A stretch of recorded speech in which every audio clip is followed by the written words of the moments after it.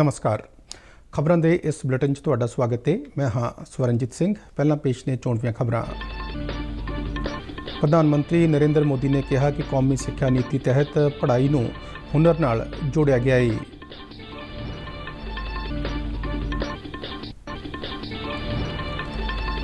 भारत सरकार ने चार्टर्ड उड़ाणां राहीं विदेशी सैलानियां दी भारत विच आमद नूं प्रवानगी दित्ती।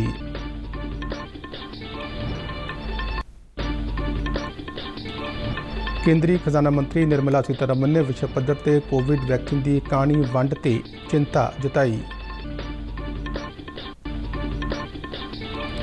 जम्मू कश्मीर विच सुरक्षा बलों नाल होए दो वख-वख मुकाबलिਆਂ दौरान दो अतवादी ढेर।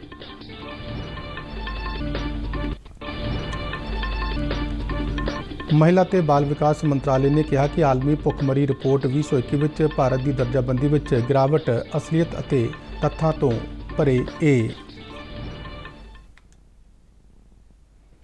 ते हुण खबरां विस्तार नाल।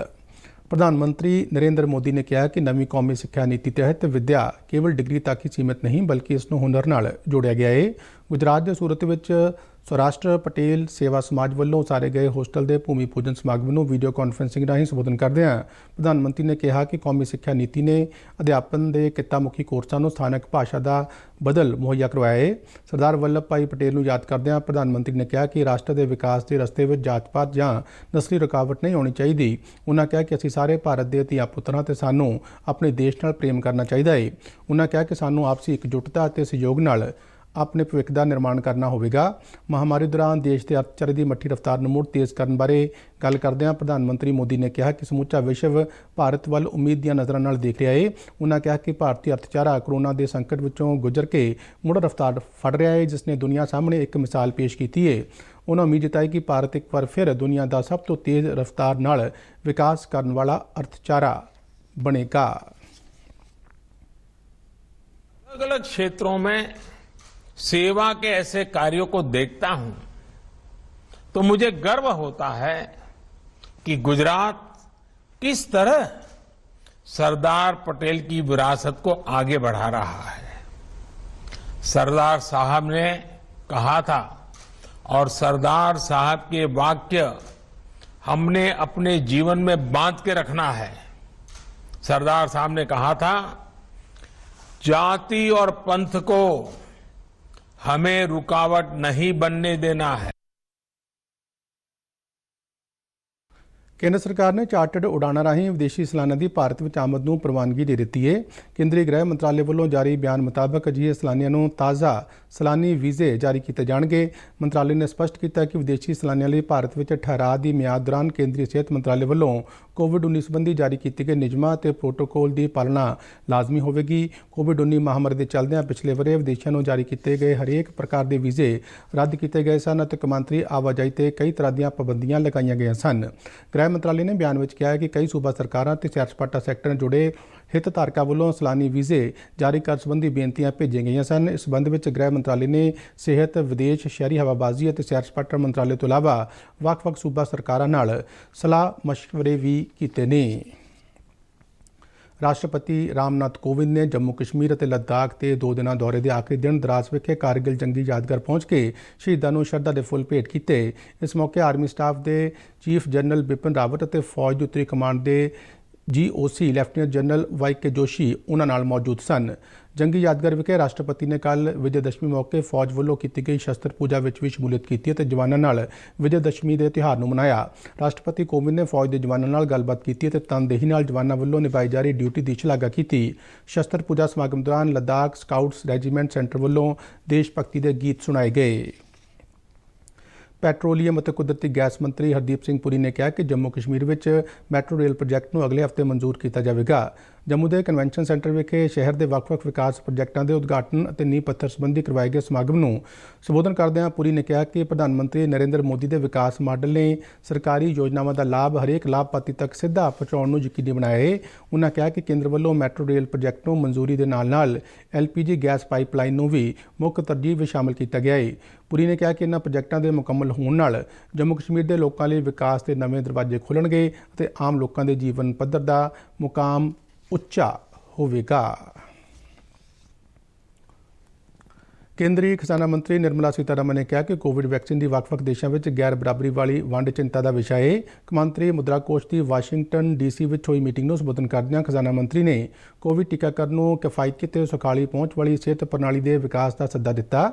ਉਨ੍ਹਾਂ ਕਿਹਾ ਕਿ ਦੁਨੀਆ ਇਸ ਮਹਾਮਾਰੀ ਦੇ ਪ੍ਰਕੋਪ ਵਿੱਚੋਂ ਤੇਜ਼ੀ ਨਾਲ ਬਾਹਰ ਨਿਕਲਣ ਦਾ ਯਤਨ ਕਰ ਰਹੀ ਹੈ, ਜਿਸ ਲਈ ਆਲਮੀ ਭਾਈਚਾਰੇ ਵੱਲੋਂ ਅਜਿਹੀਆਂ ਪਹਿਲ ਕਦਮੀਆਂ ਨੂੰ ਸੇਧ ਦੇਣੀ ਚਾਹੀਦੀ ਹੈ। ਸੀਤਾਰਮਨ ਨੇ ਕਿਹਾ ਕਿ ਭਾਰਤ ਦਾ ਮੰਨਣਾ ਹੈ ਕਿ ਇਸ ਮਹਾਮਾਰੀ ਨਾਲ ਨਜਿੱਠਣ ਲਈ ਸਾਰਿਆਂ ਦਾ ਟੀਕਾਕਰਨ ਹੋਣਾ ਲਾਜ਼ਮੀ ਹੈ। ਉਨ੍ਹਾਂ ਕਿਹਾ ਕਿ ਖੇਤੀਬਾੜੀ, ਕਿਰਤ ਅਤੇ ਮਾਲੀ ਖੇਤਰ 'ਚ ਨੇ ਵਿਆਪਕ ਸੁਧਾਰਾਂ ਨਾਲ ਅਰਥਚਾਰਿਆਂ ਨੂੰ ਗਤੀ ਮਿਲਣ ਦੀ ਉਮੀਦ ਹੈ। ਖਜ਼ਾਨਾ ਮੰਤਰੀ ਨੇ ਵੈਕਸੀਨ ਦੀ ਗੈਰ ਬਰਾਬਰੀ ਵਾਲੀ ਵੰਡ 'ਤੇ ਚਿੰਤਾ ਜ਼ਾਹਰ ਕਰਦਿਆਂ ਕਿਹਾ ਕਿ ਘੱਟ ਆਮਦਨ ਵਾਲੇ ਦੇਸ਼ਾਂ ਲਈ ਲੋੜੀਂਦੀ ਮਾਤਰਾ ਵਿੱਚ ਵੈਕਸੀਨ ਦੀ ਪਹੁੰਚ ਨੂੰ ਯਕੀਨੀ ਬਣਾਉਣ ਦੀ ਲੋੜ ਹੈ।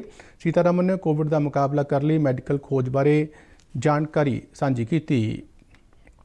ਕੌਮਾਂਤਰੀ ਮੁਦਰਾ ਕੋਸ਼ ਦੀ ਇਸ ਮੀਟਿੰਗ ਵਿੱਚ ਮੈਂਬਰ ਦੇਸ਼ਾਂ ਵੱਲੋਂ ਕੋਵਿਡ ਮਹਾਮਾਰੀ ਨਾਲ ਮੁਕਾਬਲਾ ਕਰਨ ਅਤੇ ਮਾਲੀ ਸੁਧਾਰਾਂ ਦੀ ਦਿਸ਼ਾ ਵਿੱਚ ਕੀਤੇ ਗਏ ਕੰਮਾਂ ਅਤੇ ਉਪਾਵਾਂ ਬਾਰੇ ਵਿਸਥਾਰ ਨਾਲ ਜਾਣਕਾਰੀ ਦਿੱਤੀ ਗਈ। ਭਾਰਤ ਅਤੇ ਅਮਰੀਕਾ ਨੇ ਜਲਵਾਯੂ ਤਬਦੀਲੀ ਦੇ ਮੁੱਦੇ ਨਾਲ ਨਜਿੱਠਣ ਲਈ ਸਾਲਾਨਾ $100 ਬਿਲੀਅਨ ਦੀ ਰਕਮ ਜੁਟਾਉਣ ਲਈ ਹਾਮੀ ਭਰੀ ਹੈ। ਅਮਰੀਕੀ ਦੌਰੇ ਤੇ ਗਏ ਕੇਂਦਰੀ ਖਜ਼ਾਨਾ ਮੰਤਰੀ ਨਿਰਮਲਾ ਸੀਤਾਰਮਨ ਨੇ ਭਾਰਤ ਅਮਰੀਕਾ ਆਰਥਿਕ ਅਤੇ ਮਾਲੀ ਭਾਈਵਾਲੀ ਮੀਟਿੰਗ ਦੌਰਾਨ ਆਪਣੇ ਹਮਅਹੁਦਾ ਜੈਨੇਟ ਯੈਲਨ ਨਾਲ ਵਾਸ਼ਿੰਗਟਨ ਡੀਸੀ ਵਿਖੇ ਜਲਵਾਯੂ ਤਬਦੀਲੀ ਦੇ ਮੁੱਦੇ ਤੇ ਵਿਸਥਾਰ ਨਾਲ ਗੱਲਬਾਤ ਕੀਤੀ। ਮੀਟਿੰਗ ਮਗਰੋਂ ਜਾਰੀ ਪ੍ਰੈਸ ਬਿਆਨ ਮੁਤਾਬਕ ਮੀਟਿੰਗ ਦਾ ਪਹਿਲਾ ਦੌਰ ਜਲਵਾਯੂ ਤਬਦੀਲੀ ਨਾਲ ਜੁੜੀਆਂ ਚਿੰਤਾਵਾਂ ਨੂੰ ਦੂਰ ਕਰਨ ਲਈ ਚੁੱਕੇ ਕਦਮ ਅਤੇ ਆਲਮੀ ਟੀਚੇ ਨੂੰ ਪ੍ਰਾਪਤ ਕਰਨ ਲਈ ਜਲਵਾਯੂ ਵਿੱਤ ਦੀ ਭੂਮਿਕਾ ਨੂੰ ਸਮਰਪਿਤ ਰਿਹਾ। ਇਸ ਮੀਟਿੰਗ ਦੌਰਾਨ ਭਾਰਤੀ ਰਿਜ਼ਰਵ ਬੈਂਕ ਦੇ ਗਵਰਨਰ ਸ਼ਕਤੀ ਦਾਸ ਕਾਂਤ ਅਤੇ ਉਹਨਾਂ ਦੇ ਅਮਰੀਕੀ ਹਮਅਹੁਦਾ ਜੈਰੋਮ ਪਾਵਲ ਵੀ ਮੌਜੂਦ ਸਨ। ਭਾਰਤ ਅਮਰੀਕਾ ਆਰਥਿਕ ਅਤੇ ਵਿੱਤੀ ਭਾਈਵਾਲੀ ਦੀ ਸ਼ੁਰੂਆਤ 2010 ਵਿੱਚ ਕੀਤੀ ਗਈ ਸੀ, ਜਿਸ ਦਾ ਮਕਸਦ ਦੋਹਾਂ ਦੇਸ਼ਾਂ ਦਰਮਿਆਨ ਆਰਥਿਕ ਸਬੰਧਾਂ ਨੂੰ ਵਧੇਰੇ ਮਜ਼ਬੂਤ ਬਣਾਉਣ ਲਈ ਫਰੇਮਵਰਕ ਪ੍ਰਦਾਨ ਕਰਨਾ ਅਤੇ ਭਵਿੱਖ ਵਿੱਚ ਵਧੇਰੇ ਸਹਿਯੋਗ ਅਤੇ ਆਰਥਿਕ ਵਿਕਾਸ ਲਈ ਬੁਨਿਆਦ ਰੱਖਣਾ ਸੀ। ਜੰਮੂ ਕਸ਼ਮੀਰ ਵਿੱਚ ਸੁਰੱਖਿਆ ਬਲਾਂ ਨਾਲ ਹੋਏ 2 ਵੱਖ-ਵੱਖ ਮੁਕਾਬਲਿਆਂ ਵਿੱਚ 2 ਅੱਤਵਾਦੀ ਮਾਰੇ ਗਏ ਨੇ। ਸੁਰੱਖਿਆ ਸੂਤਰਾਂ ਮੁਤਾਬਕ ਪੁਲਵਾਮਾ ਦੇ ਵਾਹੀਬਗ ਵਿੱਚ ਫੌਜ, ਜੰਮੂ ਕਸ਼ਮੀਰ ਪੁਲਿਸ ਅਤੇ CRPF ਦੀ ਇੱਕ ਸਾਂਝੀ ਟੀਮ ਨਾਲ ਹੋਏ ਮੁਕਾਬਲੇ ਦੌਰਾਨ ਲਸ਼ਕਰ-ਏ-ਤੋਇਬਾ ਦਾ ਇੱਕ ਅੱਤਵਾਦੀ ਮਾਰਿਆ ਗਿਆ, ਜਿਸ ਦੀ ਪਛਾਣ ਸ਼ਾਹਿਦ ਬਸ਼ੀਰ ਸ਼ੇਖ ਵਜੋਂ ਹੋਈ ਹੈ। ਪੁਲਿਸ ਮੁਤਾਬਕ ਇਹ ਅੱਤਵਾਦੀ ਸ਼੍ਰੀਨਗਰ ਵਿੱਚ ਇੱਕ ਸਬ ਇੰਸਪੈਕਟਰ ਦੇ ਕਤਲ ਅਤੇ ਹੋਰ ਕਈ ਨਾਗਰਿਕਾਂ ਨੂੰ ਮੌਤ ਦੇ ਘਾਟ ਉਤਾਰਨ ਦੇ ਮਾਮਲੇ ਵਿੱਚ ਲੋੜੀਂਦਾ ਸੀ। ਦੂਜੇ ਮੁਕਾਬਲੇ ਵਿੱਚ ਸ਼੍ਰੀਨਗਰ ਦੇ ਬੇਮਨਾ ਖੇਤਰ ਵਿੱਚ ਤਨਜ਼ੀਲ ਅਹਿਮਦ ਨਾਂ ਦਾ ਅੱਤਵਾਦੀ ਮਾਰਿਆ ਗਿਆ। ਇਹ ਅੱਤਵਾਦੀ ਵੀ ਸਬ ਇੰਸਪੈਕਟਰ ਅਰਸ਼ੀਦ ਅਸ਼ਰਫ ਦੇ ਕਤਲ ਵਿੱਚ ਸ਼ਾਮਿਲ ਦੱਸਿਆ ਜਾਂਦਾ ਹੈ। ਪੁਲਿਸ ਨੇ ਮਾਰੇ ਗਏ ਅੱਤਵਾਦੀਆਂ ਕੋਲੋਂ 2 AK-47 ਰਾਈਫਲਾਂ ਅਤੇ ਹੋਰ ਗੋਲੀ ਸਿੱਕਾ ਬਰਾਮਦ ਕੀਤਾ ਹੈ। ਮਹਿਲਾ ਅਤੇ ਬਾਲ ਵਿਕਾਸ ਮੰਤਰਾਲੇ ਨੇ ਕਿਹਾ ਹੈ ਕਿ ਆਲਮੀ ਭੁੱਖਮਰੀ ਰਿਪੋਰਟ 2021 ਵਿੱਚ ਭਾਰਤ ਦੀ ਦਰਜਾਬੰਦੀ ਵਿੱਚ ਗਿਰਾਵਟ ਆਉਣੀ ਅਸਲੀਅਤ ਅਤੇ ਤੱਥਾਂ ਤੋਂ ਪਰੇ ਹੈ। ਮੰਤਰਾਲੇ ਨੇ ਕਿਹਾ ਕਿ ਆਲਮੀ ਭੁੱਖਮਰੀ ਰਿਪੋਰਟ ਦਾ ਪ੍ਰਕਾਸ਼ਨ ਕਰਨ ਵਾਲੀਆਂ ਏਜੰਸੀਆਂ ਨੇ ਰਿਪੋਰਟ ਜਾਰੀ ਕਰਨ ਤੋਂ ਪਹਿਲਾਂ ਲੋੜੀਂਦਾ ਕੰਮ ਨਹੀਂ ਕੀਤਾ। ਬਿਆਨ ਮੁਤਾਬਕ ਖੁਰਾਕ ਅਤੇ ਖੇਤੀਬਾੜੀ ਸੰਗਠਨ ਵੱਲੋਂ ਵਰਤੀ ਜਾਣ ਵਾਲੀ ਕਾਰਜ ਪ੍ਰਣਾਲੀ ਗੈਰ ਵਿਗਿਆਨਕ ਹੈ। ਇਹ ਰਿਪੋਰਟ ਕੋਵਿਡ-19 ਮਹਾਮਾਰੀ ਦੌਰਾਨ ਸਮੁੱਚੀ ਆਬਾਦੀ ਦੀ ਖੁਰਾਕ ਸੁਰੱਖਿਆ ਯਕੀਨੀ ਬਣਾਉਣ ਲਈ ਸਰਕਾਰ ਵੱਲੋਂ ਕੀਤੇ ਗਏ ਵੱਡੇ ਪੈਮਾਨੇ ਦੇ ਯਤਨਾਂ ਦੀ ਪੂਰੀ ਤਰ੍ਹਾਂ ਅਣਦੇਖੀ ਕਰਦੀ ਹੈ। ਕੋਵਿਡ ਮਹਾਮਾਰੀ ਕਾਰਨ ਪੈਦਾ ਹੋਈਆਂ ਚੁਣੌਤੀਆਂ ਨਾਲ ਨਜਿੱਠਣ ਲਈ ਸਰਕਾਰ ਨੇ ਪ੍ਰਧਾਨ ਮੰਤਰੀ ਗਰੀਬ ਕਲਿਆਣ ਅੰਨ ਯੋਜਨਾ ਅਤੇ ਆਤਮ ਨਿਰਭਰ ਭਾਰਤ ਯੋਜਨਾ ਅਜਿਹੀਆਂ ਵਾਧੂ ਦੇਸ਼ ਵਿਆਪੀ ਯੋਜਨਾਵਾਂ ਨੂੰ ਲਾਗੂ ਕੀਤਾ ਹੈ। 100 ਤੋਂ ਘੱਟ ਕਿਰਤੀਆਂ ਵਾਲੇ ਸੰਗਠਿਤ ਖੇਤਰ ਦੇ ਕਾਰੋਬਾਰਾਂ ਵਿੱਚ ਸਰਕਾਰ ਨੇ ਅਪ੍ਰੈਲ ਤੋਂ ਜੂਨ 2020 ਤੱਕ 15,000 ਰੁਪਏ ਤੋਂ ਘੱਟ ਤਨਖਾਹ ਲੈਣ ਵਾਲੇ ਕਿਰਤੀਆਂ ਦੇ PF ਖਾਤਿਆਂ ਵਿੱਚ ਉਹਨਾਂ ਦੀ ਮਹੀਨਾਵਾਰ ਤਨਖਾਹ ਦਾ 24% ਦਾ ਯੋਗਦਾਨ ਪਾਇਆ ਗਿਆ ਹੈ। ਬਿਆਨ ਵਿੱਚ ਇਹ ਵੀ ਕਿਹਾ ਗਿਆ ਕਿ 1 ਅਪ੍ਰੈਲ 2020 ਤੋਂ ਮਨਰੇਗਾ ਤਹਿਤ ਮਜ਼ਦੂਰੀ ਵਿੱਚ 20 ਰੁਪਏ ਦਾ ਵਾਧਾ ਕੀਤਾ ਗਿਆ ਹੈ, ਜਿਸ ਨਾਲ ਹਰੇਕ ਕਿਰਤੀ ਨੂੰ ਸਾਲਾਨਾ ਵਾਧੂ 2,000 ਰੁਪਏ ਦਾ ਲਾਭ ਹੋਇਆ ਹੈ। ਆਲਮੀ ਪੱਧਰ ਤੇ ਕੱਚੇ ਤੇਲ ਦੀਆਂ ਕੀਮਤਾਂ ਵਿੱਚ ਪਿਛਲੇ ਇੱਕ ਹਫ਼ਤੇ ਦੌਰਾਨ 3% ਦਾ ਵਾਧਾ ਦਰਜ ਕੀਤਾ ਗਿਆ ਹੈ। ਦੁਨੀਆ ਭਰ ਵਿੱਚ ਤੇਲ ਦੀ ਮੰਗ ਅਤੇ ਸੀਮਤ ਸਪਲਾਈ ਕਾਰਨ ਤੇਲ ਦੀਆਂ ਕੀਮਤਾਂ 92 ਸੈਂਟ ਵੱਧ ਕੇ $84.92 ਪ੍ਰਤੀ ਬੈਰਲ ਤੱਕ ਪਹੁੰਚ ਗਈਆਂ ਨੇ, ਜੋ ਕਿ ਪਿਛਲੇ 3 ਸਾਲਾਂ ਦੌਰਾਨ ਸਭ ਤੋਂ ਜ਼ਿਆਦਾ ਨੇ। ਅਮਰੀਕੀ ਕੱਚੇ ਤੇਲ ਦੀਆਂ ਕੀਮਤਾਂ ਵੀ 75 ਸੈਂਟ ਵਧੀਆਂ ਨੇ, ਜਿਸ ਨਾਲ ਅਮਰੀਕੀ ਕੱਚੇ ਤੇਲ ਦੀ ਕੀਮਤ $82.06 ਫੀ ਬੈਰਲ ਤੱਕ ਪਹੁੰਚ ਗਈ ਹੈ। ਆਲਮੀ ਪੱਧਰ ਤੇ ਵੱਡੀਆਂ ਸਨਅਤਾਂ ਵੱਲੋਂ ਮਹਿੰਗੀ ਗੈਸ ਅਤੇ ਕੋਲੇ ਦੀ ਬਜਾਏ ਤੇਲ ਨੂੰ ਊਰਜਾ ਸਾਧਨ ਦੇ ਤੌਰ ਤੇ ਵਰਤਿਆ ਜਾ ਰਿਹਾ ਹੈ, ਜਿਸ ਕਾਰਨ ਕੱਚੇ ਤੇਲ ਦੀਆਂ ਕੀਮਤਾਂ ਵਿੱਚ ਵਾਧਾ ਦੇਖਿਆ ਗਿਆ ਹੈ। ਕੌਮਾਂਤਰੀ ਊਰਜਾ ਏਜੰਸੀ ਮੁਤਾਬਕ ਤੇਲ ਦੀ ਮੰਗ 5 ਲੱਖ ਬੈਰਲ ਪ੍ਰਤੀ ਦਿਨ ਵਧਣ ਦੀ ਸੰਭਾਵਨਾ ਹੈ, ਜਿਸ ਨਾਲ ਮੰਗ ਤੇ ਸਪਲਾਈ ਦਾ ਪਾੜਾ 7 ਲੱਖ ਬੈਰਲ ਪ੍ਰਤੀ ਦਿਨ ਤੱਕ ਵਧਣ ਦੀ ਉਮੀਦ ਹੈ। ਇਸ ਦੇ ਨਾਲ ਹੀ ਖਬਰਾਂ ਦਾ ਇਹ ਬੁਲੇਟਿਨ ਖਤਮ ਹੋਇਆ। ਨਮਸਕਾਰ।